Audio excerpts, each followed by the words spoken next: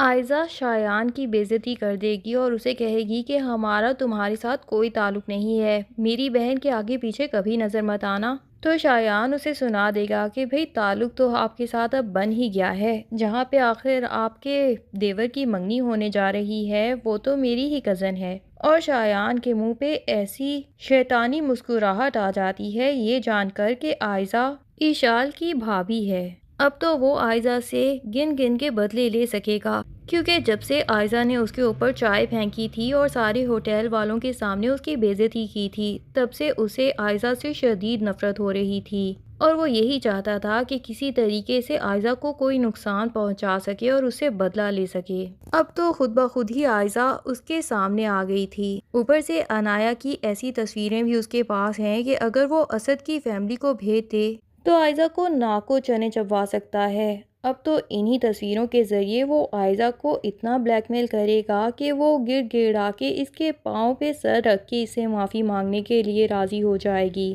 ادھر عنایہ کا شایان سے بےعزتی کروانے کے بعد اور اسے صاف یہ بات سننے کے بعد کہ تم تو میرے اسٹیٹس کی ہی نہیں، میں تم سے شادی بھلا کیوں کروں گا، موڈ ایک دم آف ہو جاتا ہے کہ اب آخر آپ ہی کوئی اپنے گھر والوں کو کیا شکل دکھائے گی۔ وہ لوگ تو پہلے ہی شایان کے بارے میں یہی رائے رکھتے تھے۔ اتنے میں ہی وہاں پہ روحان آ جائے گا اور عنایہ کو یوں پریشان دیکھ کے اسے یہی لگے گا کہ شاید اس کی ماں کی طبیعت خراب ہے اور وہ ابھی تک ہاسپٹل میں ہے، تو اسی وجہ سے عنایہ پریشان ہے۔ روحان جو کہ دل ہی دل میں عنایہ کو بچپن سے پسند کرتا آیا ہے، جبکہ عنایہ کو روحان سے شدید نفرت ہے اور اس وقت تو وہ کسی سے بھی بات کرنا نہیں چاہتی، لیکن روحان جب اس کا موڈ آف دیکھتا ہے تو اس کے پاس آ جاتا ہے تاکہ اسے اپنی باتوں سے ہنسا سکے شاید، لیکن عنایہ اس کی باتوں کا الٹا سیدھا جواب دیتی ہے اور اسے وہاں سے چلے جانے کے لیے کہتی ہے۔ روحان اس کے پیچھے پڑ جاتا ہے اور اسے کہتا ہے کہ چلو تمہارا موڈ اچھا کرنے کے لیے تمہیں آئس کریم کھلا کے آتا ہوں۔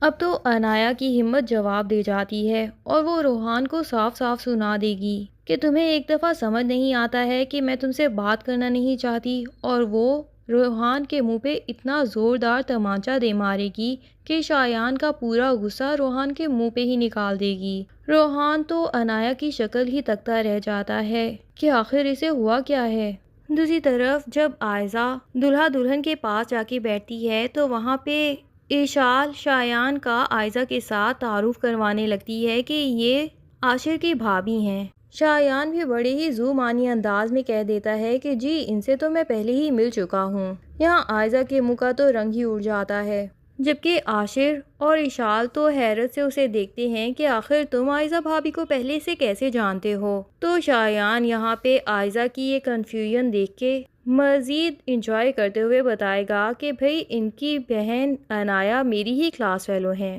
سب کو تو اس بات سے تسلی ہو جائے گی، لیکن آئزہ کی پریشانی میں مزید اضافہ ہو جائے گا کہ پتہ نہیں شایان کے دماغ میں کیا چل رہا ہے۔ دوسری طرف عنایہ کی والدہ جو کہ ابھی تک ہاسپٹل میں ہے، عنایہ کے والد ان سے پوچھتے ہیں کہ آخر کیا وجہ ہے کہ تم اتنی پریشان ہو کہ یہاں ہاسپٹل تک پہنچ گئی، کوئی بھی پریشانی ہے تو مجھ سے ڈسکس کر سکتی ہو، کیا تم عنایہ کی کسی بات کی وجہ سے پریشان ہو، مجھے بتاؤ میں اسے چٹکیوں میں سیدھا کروں گا۔ لیکن اب وہ کیا بتائیں کہ عنایہ کس حد تک بگڑ چکی ہے۔ وہ تو ساری زندگی یہی کہتے آئے کہ عنایہ کے اوپر تھوڑی نظر رکھا کرو اور اسے اس طرح طرح کے کپڑے پہن کے یونیورسٹی جانا الاؤ نہیں ہونا چاہیے، لیکن یہ ماں ہی تھی جو ہمیشہ اپنے ہسبینڈ کی مخالفت کرتی رہتی تھیں اور اب وہ عنایہ کی یہ بات اپنے ہسبینڈ سے شیئر بھی نہیں کر سکتی۔ بہرحال ادھر آئزہ بھی مزید پریشان ہے کہ ایشل اور عاشر کی منگنی تو ہو چکی ہے، لیکن وہ اس فیملی سے بالکل تعلق ختم کر دینا چاہتی ہے تاکہ اسے شایان سے کوئی بھی ڈر نہ ہو اور عنایہ کو بھی شایان سے ملنے سے روک سکے۔ ایشل اور عاشر کو ایک دوسرے سے دور کرنے کے لیے اب کون سی پلاننگ بنانے والی ہے آئزہ، یہ سب ہم دیکھیں گے نیکسٹ ایپیسوڈز میں۔ تب تک کے لیے اللہ حافظ۔ ویڈیو پسند آئے تو لائک اینڈ کمنٹ ضرور کر دیں اور چینل کو سبسکرائب کرنا نہ بھولیے۔ Thank you.